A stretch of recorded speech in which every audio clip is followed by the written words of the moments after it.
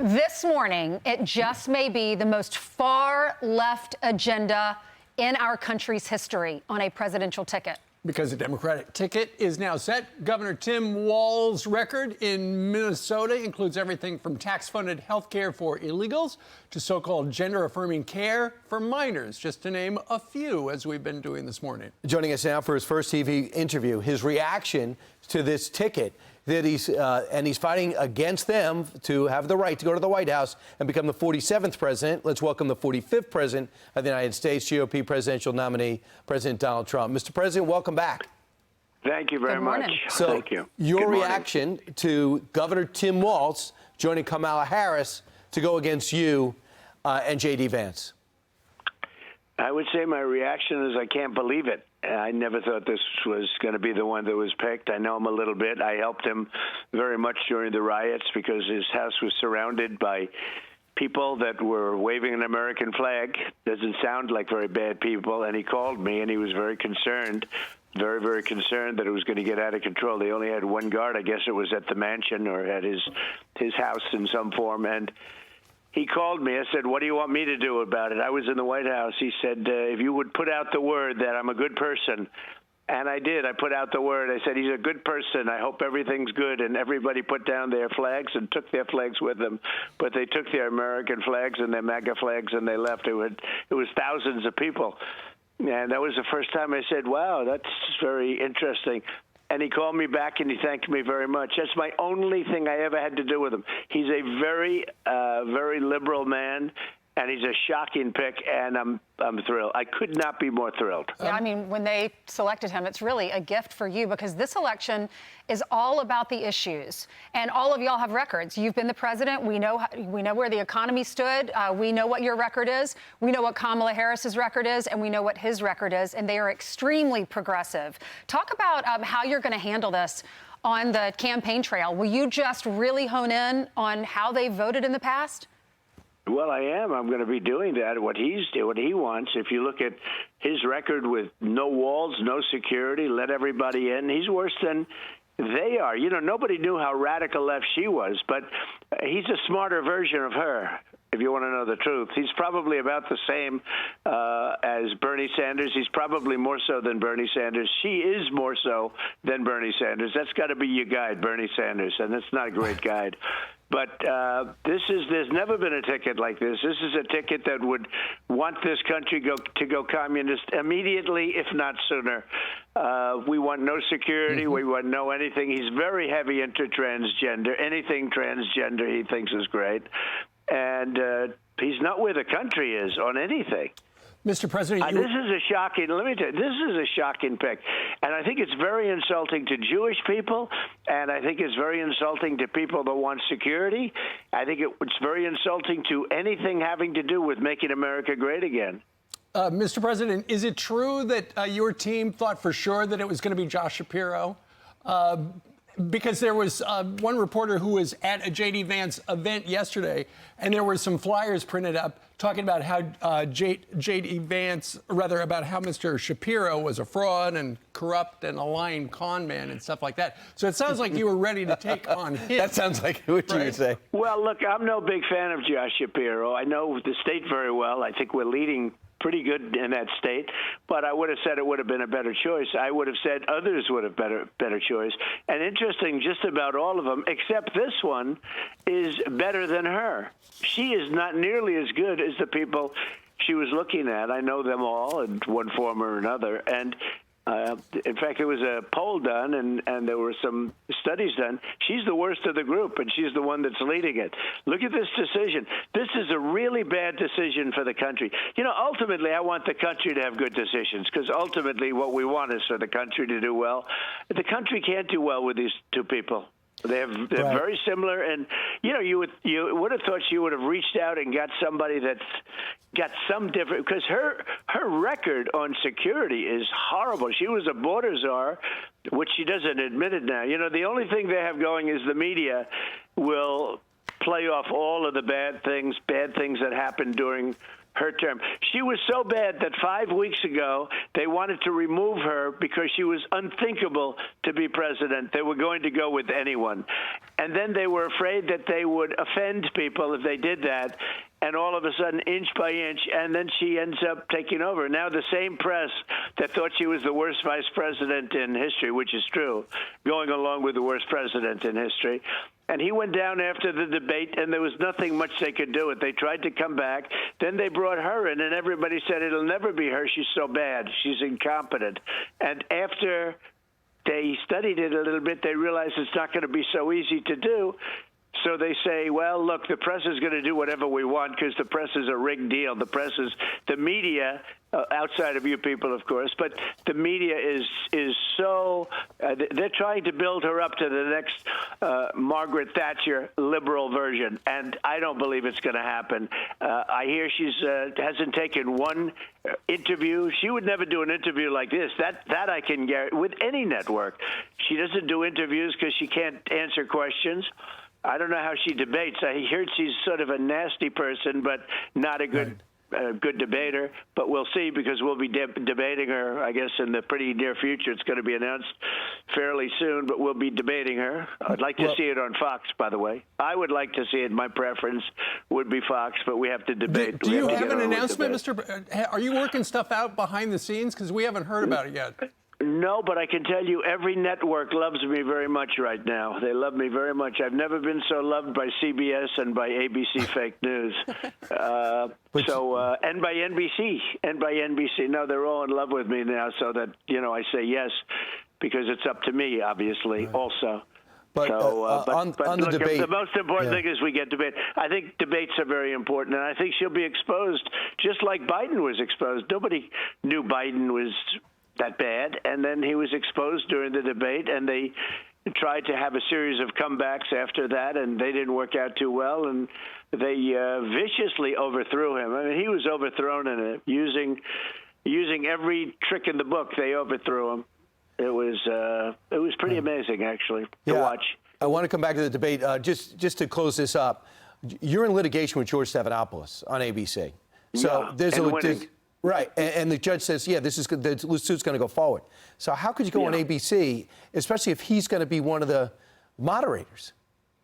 Well, you could use that as an excuse. I could use that. I've said that. Is there a conflict? And, there might be George Slopadopoulos, and he's got problems, and, they've got problems. But if they're going to have I guess David Muir is going to be the host in that case. You have all the hosts are pretty much named, and you have Brett and Martha, and they're great. And I'd love to see it on Fox, but, it takes two to tango. Well, maybe you get two. Maybe you get two debates. She doesn't want to debate. Look, she doesn't want to debate. She wants to say, I don't want to debate, but I do want to debate. When it came to Biden, I accepted everything. I accepted Jake Tapper. I accepted everything because he didn't want to debate. After I accepted everything, the only thing I said, let's stand up. They wanted to sit down at a desk. I said, that's not going to look so great. So I said, but I accepted everything. And pretty much that's the way I do it right now because I want to debate her. I think it's important for the country that we debate. Now, where it is, I'm all for Fox. I'd like to see it on Fox. I think Fox would do a really good job, but two people have to agree. All right, Mr. President, let's talk about some of the issues. Mr. Walz, Governor Walz, said this about you, that you don't understand kitchen table issues. Listen. Donald Trump's not fighting for you or your family.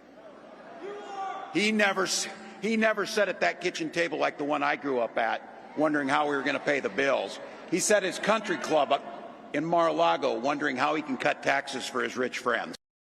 Mr. President, what's your response to that? Well, I think it's just the opposite. I think if you see the vote, those people are all voting for me, the people that he's talking about with the kitchen table. And I was not always sitting at Mar-a-Lago either, but I was sitting at lots of other places.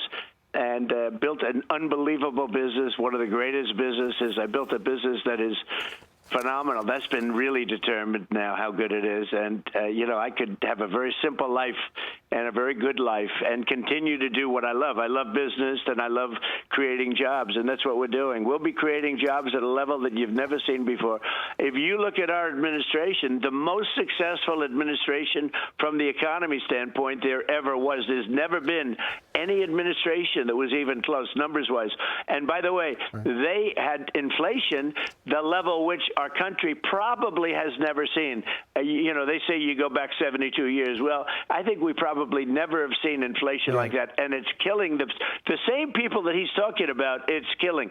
Inflation has destroyed their administration, and they have no idea what to do about it. It's getting worse, and you had a crash the other day of over 1,000 points.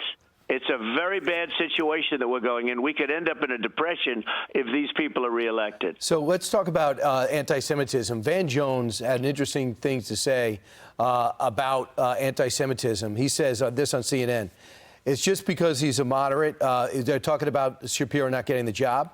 Or is there some anti-Jewish bias there? He goes, you also have anti-Semitism that's gotten marbled into this party.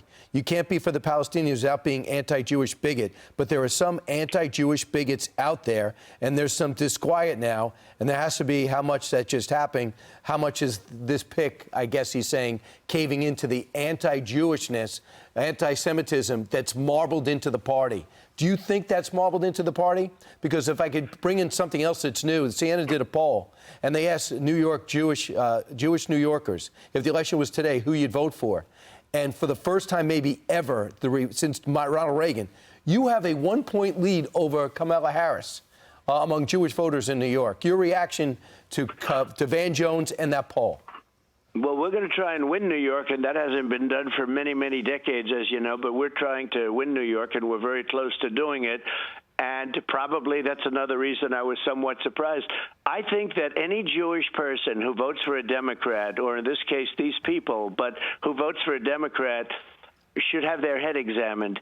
They are so bad. If you look, they are so bad to Jewish people, what they've done and the way they talk and their policy and everything else, far beyond just what happened, because everyone thought it was going to be Shapiro. It turned out not to be Shapiro.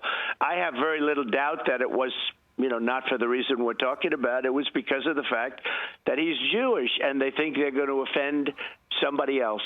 And you wouldn't feel very comfortable if you're in Israel right now with this team. This is the worst team ever assembled for a Jewish person or for Israel, either one. The worst team ever assembled. This is a team that will not be there. And I think I'm going to get a tremendous amount of Jewish votes. I think I was doing fine there, but I think it's a big difference. Traditionally, Jewish people vote for Democrats, but you know, we won last time. We won Miami. We won areas that nobody's ever won before with Jewish people. But when he didn't pick Shapiro, and I don't think Shapiro was the second best person or the third. I think there were other people better than him. I know them all. And, you know, so, but I was shocked when it came down to the final two that he didn't pick Shapiro. I was very surprised. Mr. President, here's another soundbite of the current vice president talking about, you know, on her watch with Joe Biden, things are just absolutely great, right? Watch. In Pennsylvania, we fight for a future with affordable housing, affordable health care, affordable child care, paid leave. We fight for a future where we bring down prices that are still too high and lower the cost of living for America's families. Okay, so there, you know, she is co-pilot to Joe Biden. So while inflation and prices have been through the roof during their administration, now she's trying to put on a happy face about how we're going to turn it all around. Mr. President, I'm sure you've seen over the last week or so, her team has been leaking to the New York Times. You know, all those things we used to stand for, we're not for them anymore because we've adopted all new policies. That's probably one of the reasons why she has not appeared on television. And so she's trying to appear more moderate to appeal to people in the middle, and she's getting away with it. The honeymoon for Kamala Harris, it must drive you crazy because it's still going on. It It does, and there's only one thing, because she's just talking about Pennsylvania. No fracking. That means your energy prices are going to go through the roof, but that means Pennsylvania is going to lose 500,000 jobs. More important than the 500,000 jobs, they're going to lose tremendous streams of money. She wants no fracking, and she wants no fracking. She's trying to say now that she wants, she's gone through every single thing that was a horror show, and she disavows it now. She disavows the no fracking. If she does no fracking, and she will 100% do it. One thing I've learned about politicians, and you people knew it maybe before me, but I've known it for a long time, their first thought is the thought that they end up doing. She's for no fracking. She's for defund the police. She was the original defunder of the police. She was the original no cash bail, cashless bail, which has caused havoc. And look at how she's destroyed San Francisco. She started it out as the DA in San Francisco with policies that were so bad. It's a crime-ridden place. It went to the greatest city in America. It's a crime-ridden place right now. It's not livable. You can't even live there. And then she went to Attorney General. She's destroyed California. Her and Gavin Newsom have destroyed, absolutely destroyed California. And what a shame. What a beautiful place it was. But it's not beautiful anymore. She cannot get away, because if she does this to America, every one of us are going to either be leaving or we're going to be living like dogs. Our whole country, our whole system is going to collapse.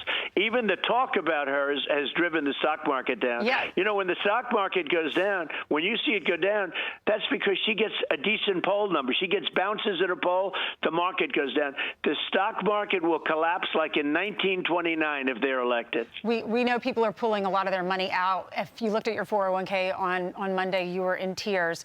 You put on social media, Trump cash versus Kamala crash. And analysts are warning, even though there was a turnaround yesterday, the rebound doesn't mean the market meltdown is over. And when we go out to these diners, Mr. President, this is the #1 issue: the economy, inflation, how it's affecting us. People can't retire right now because they're losing their money. The other issue is the border. And you have Tim Walz, who said that if you build this wall that's 25 feet, he wants a ladder factory where he sells ladders or gives ladders to the illegal immigrants that are 30 feet so they can climb the wall. He wants to pay for illegals' health care, just like Kamala Harris does, their tuition, and give them driver's license. He actually signed that into legislation in his state. And he supports to make Minnesota a sanctuary state. So talk about, it is now, talk about the economy, what you're going to do for the economy, and what you're going to do for the border. The first thing we're going to do is we're going to drill, baby, drill. And then #2, and I can do lots of things on the first day. It's not one thing or two things or four things. We're going to do lots of things on the first day. But we're going to close up the border. We're going to let people come in, but they have to come in legally. I built 571 miles of wall. We built a lot, much more than I said I was going to build. I was then going to add 200. We were 200 miles. We were 300. Literally, we were just right there. We could have had another 200, almost 300 miles of wall, and they decided not to put it up. I had it made, paid for it, and they sold it. Brian, they sold it for nothing. They sold it for 5% of the cost. It's very expensive. That wall is exactly what Border Patrol wanted. Wasn't my preference. I had a different wall. I had the most gorgeous wall you've ever seen, but they had to have steel, concrete, and rebar. And that's what it is. Inside that steel is concrete. Inside that is rebar. They needed a certain wall, high tech. It's very high tech. It's all wired for cameras, for everything. I put it up. They sold it for 5% of the cost of building it, and all they had to do is flip it. All they had to do is, it was all in place. We would have had 200 miles additionally in. The wall would have been unbelievable. And by the way, walls work. You've heard me say 2 things work. Everything's obsolete, but 2 things work: walls and wheels. They'll never change. Walls and wheels. Everything else is obsolete. Running for vice president now. Well, Mr. President, we know you dodged an assassination attempt, and we still look at the footage and can't believe, and we're so thankful. The whole country is, even if they're voting for you or not. But then there's this story about Asif Murshant. He's 46 years old. He's in New York City. He's got Pakistani family and a Tehran family. It looks like he was trying to meet with a hitman. Thankfully, the FBI had infiltrated to assassinate you. Your thoughts about this devious plot? Well, I'll tell you this. I'm in a very dangerous business. Being president is a dangerous thing. And And especially when you're an active president, when you're somebody that wants to make our country secure, when you want to build a strong military. I rebuilt our entire military. I mean, we gave a lot of it away to Afghanistan, which is like shocking. That was, by the way, the Afghanistan, when we showed that gross incompetence in Afghanistan, I was getting out, but we were getting out with tremendous dignity and strength. We were the boss. We were going to keep Bagram. If you remember, we were going to keep Bagram because it's literally 1 hour from where China makes its nuclear weapons. They gave Bagram, and China has now assumed control of Bagram, and nobody wants to tell you that. We were going to keep Bagram. But the Afghanistan move was so bad. I think it was the lowest point in the history of our country. It was an embarrassment, the worst time in the history of our country in terms of that. And we gave that up. It was like the most horrible thing. And that gave Putin the feeling that, wow, these people are incompetent. I can go into Ukraine. And frankly, as you know, under me, Iran was broke. There was no Hamas threat. There was no Hezbollah and Mr. threat. President, also, Kamala Harris was the last one in the room when Joe Biden signed off on that. Meanwhile, one of your favorite people, Lawrence Jones, is live in Sturgis. Lawrence, take it away. You have some people that have some questions for you. I love that. Mr. President, how you doing, Mr. President? We're live from Sturgis. Say hello to So the people have some questions for you, Mr. President. I want to bring in Brett. He was talking about he has his daughter, his grandchildren now living with him, and you're concerned about the economy. What is your question for the former president? So, Mr. President, I appreciate you giving our time here.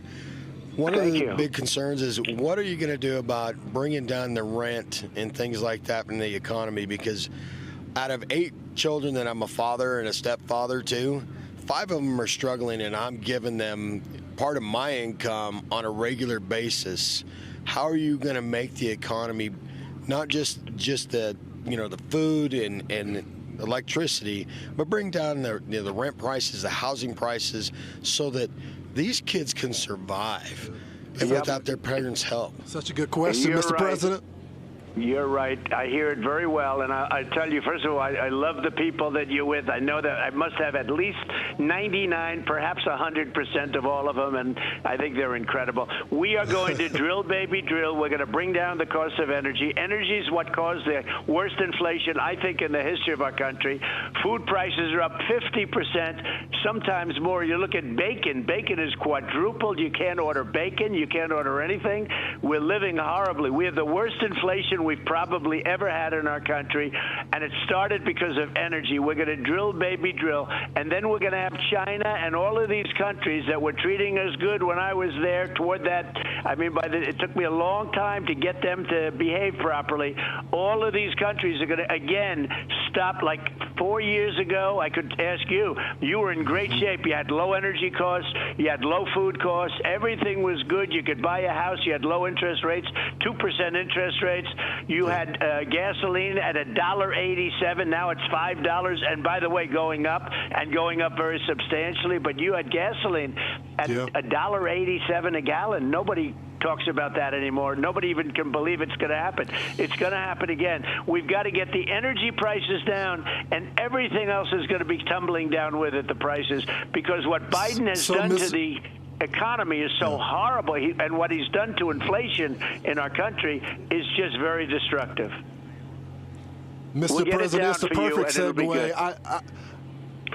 It's the perfect transition, Mr. President, because I met Linda at the airport yesterday, and when I talked to her and I said, what is the #1 concern? She's concerned about Kamala Harris and her energy policy. What is your question for the former president? Mr. President, what can we do to achieve a permanent, long-term energy solution to keep us energy independent? Such a great question.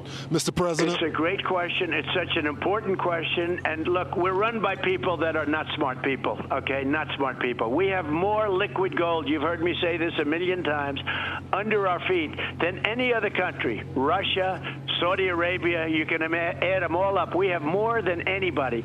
We were energy independent 4 years ago, and now we're begging Venezuela for oil. Venezuela, they don't even have oil. They have tar. You have to take tar, and you have to refine it. It's a terrible process. We have the best, the most beautiful, the best, highest quality oil under our feet. Texas and numerous other places. We have the best stuff. We don't use it because Biden he talks about the environment. You know, it's amazing. They talk about the environment, and yet we refine the Venezuelan tar, okay? We refine it, and it goes up into our air. It's done in Houston, the only plant that can do it. We are going to bring the energy costs down. Everything else is going to be tumbling, and we don't need energy from any other country. And we have to fill up the strategic reserves again. It's down. It's the lowest number it's ever been. He's using the strategic reserves, which is meant for military, which is meant for war and very important things.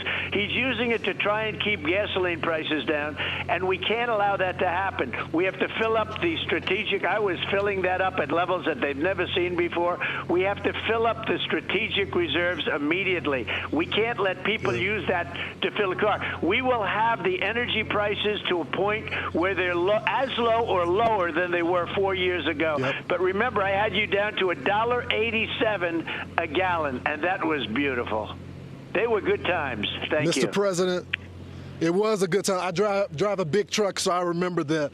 Got one last question for you. A lot of folks here are talking about Social Security, and this gentleman has a question on that point. Yeah, Mr. President, a lot of seniors, their only income is Social Security. Last year, they had adjustable income of 1.2%. Meanwhile, inflation was probably 7% or higher. How about making it mandatory, whatever inflation is, that would be the income for the Social Security instead of this 1.2% pathetic adjustment? Mr. President? I got it. It's a great question. We can do a lot of things to help the people. People on Social Security are being killed. And one of the things I'm doing is no tax for seniors on Social Security, and I'll get it done quickly. No tax for seniors on Social Security. And for all your waiters and waitresses and everybody else out there, drivers, we're not going to have any tax on tips. No tax on tips. Remember that. No tax on tips. But we're going to have no tax for seniors on Social Security. And they are ruining, they're going to destroy Social Security because millions of people are coming onto our country, and they're putting them on Social Security. They're putting them on Medicare. They're putting them on all of our things. They're destroying it. They are destroying Social Security. We're going to make, and remember, I was there for 4 years. I didn't raise the age. They wanted to raise the age. They wanted lots of things. I said, no way. We left Social Security the way it was. Now we're doing no tax for seniors. You deserve that. We have plenty of other things. I told you about liquid gold. Yeah. We have more than anybody else. We don't have to do that. We don't have to hurt people on Social Security. So we are going to do no tax for seniors on Social Security, and also no tax on tips for the waiters that are standing right next to you. So, Mr. President, I'm going to send it back to the couch, but the people here are going to kill me if I don't ask you. They want to know, will President Trump be at the next Sturgis right here to be with the people? Are you ready? I love Sturgis. I love it. I love it, and I love that state. And that state, we win by so much. The answer is absolutely yes. I will be there. Absolutely yes. Thank you, Mr. President. Thank you, Lawrence. Thank you, Mr. President. Back to the couch. That is exactly what they wanted to hear. Lawrence and Sturgis, very nicely done. And Mr. President, thank you very much for taking a half an hour to chat with us today. Well, thank you. It was great fun. Thank you very much. I'll talk to you soon. All right. I'm Steve Ducey. I'm Brian Kilmeade. And I'm Ainsley Earhart. And click here to subscribe to the Fox News YouTube page to catch our hottest interviews and most compelling analysis.